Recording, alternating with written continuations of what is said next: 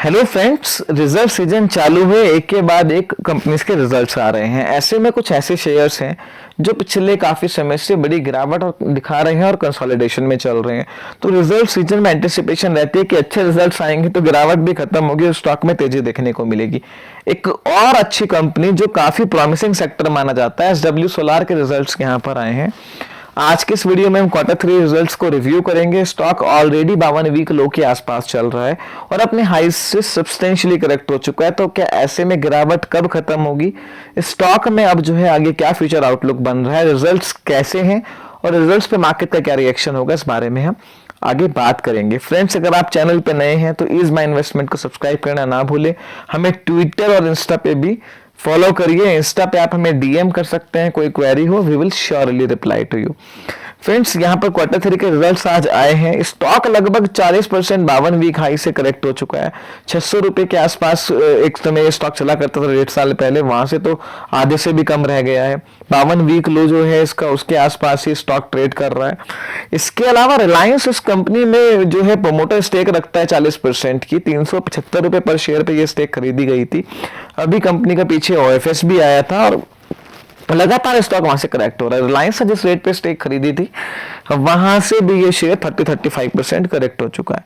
Friends, Reliance की जिन जिन companies में जो है प्रमोटर स्टेक खरीदी हुई है, आप देखेंगे वहां इन्वेस्टर का पैसा नहीं बना है। अगर मैं एग्जांपल्स की बात करूं, एसडब्ल्यू सोलार तो एक स्टॉक है ही।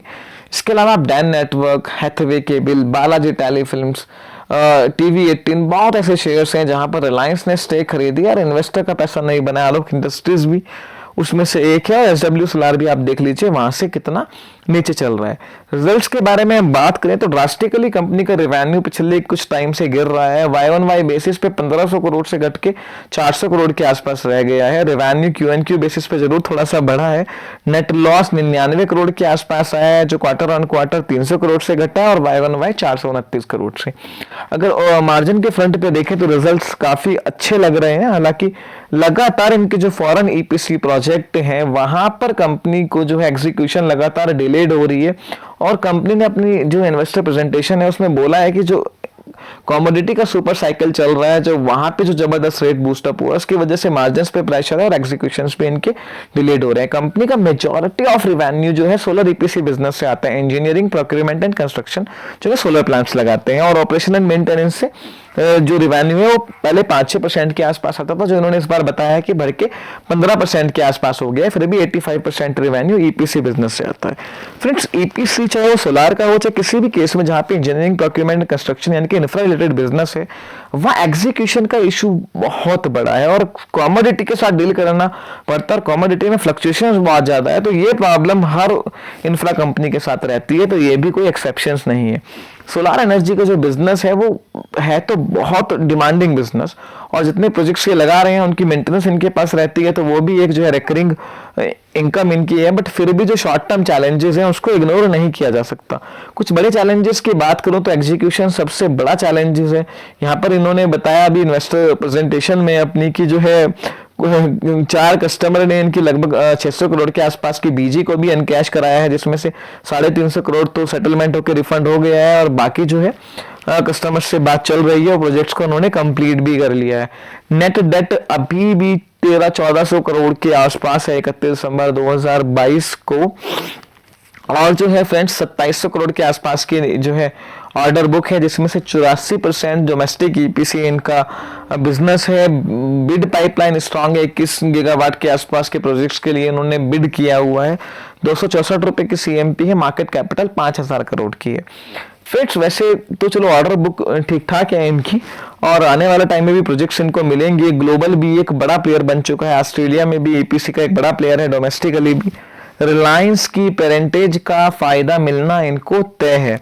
जिस तरह से ग्रीन एनर्जी पे वर्ल्ड मूव कर रहा है, इंडिया मूव कर रही है, तो ऑब्वियसली इसका फ्यूचर तो बहुत ब्राइट है। बट एक बहुत बिटर ट्रुथ ये भी है कि इंडिया में अगर आप प्रीवियसली ये देखोगे तो एक टाइम पे विंड एनर्जी में सुजलॉन वगैरह का बड़ा चलता था कि फ्यूचर है फ्यूचर है, पर पैसा वहां बना नहीं है। इस फील्ड में, ग्रीन एनर्जी के फील्ड में कोई कंपनी, पावर सेक्टर में कोई ज्यादा पैसा बना नहीं है। पर जिस तरह से यहाँ पे फ्रेंड्स अब समीकरण बदल रहे हैं, सर्कमस्टांसेस बदल रहे हैं, और जिस तरह से पेरेंटेज है इनकी, रिलायंस न्यू एनर्जी सोलार की, और वैसे रिलायंस इंडस्ट्रीज की सिस्टर कंसर्न है, सब्सिडरी है, तो उसका बेनिफिट्स इसको मिलेगा। एग्जीक्यूशंस और रॉ मटेरियल की कॉस्ट को मैनेज करना स्टिल एक सबसे बड़ा चैलेंज है इनके लिए, और वो रहेगा। पर जितने क्या कहते हैं, इतने करेक्शन के बाद में 264 रुपीज पे ये सारे नेगेटिव चीजें डिस्काउंटेड है। मेरा मानना है रिजल्ट्स के बेसिस पे फ्लैट टू न्यूट्रल जो है, न्यूट्रल टू नेगेटिव जो है मार्केट का व्यू होना चाहिए। बहुत बड़ी करेक्शन आ जाए उसके चांसेस तो मुझे ना के बराबर लगते हैं।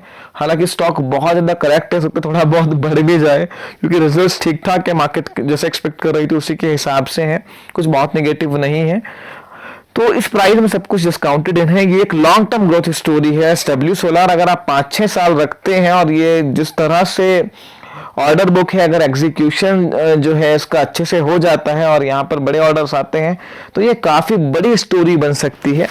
बाकी जो चैलेंजेस हैं वो हमने डिस्कस करे हैं, बट करंट मार्केट प्राइस में सब कुछ डिस्काउंटेड है, और मुझे लगता है कि कोई बहुत नेगेटिव रिएक्शन, इस रिजल्ट नेगेटिव या पॉजिटिव दोनों ही तरफ से मैं कोई बड़ा रिएक्शन नहीं देखता हूँ। एक जो है फ्लैट सा रिएक्शन मार्केट का रिजल्ट्स पर मेरे हिसाब से होना चाहिए। Long term story however sector के इंटैक्ट है, पर जो चैलेंजेस हैं वो साथ चलेंगे।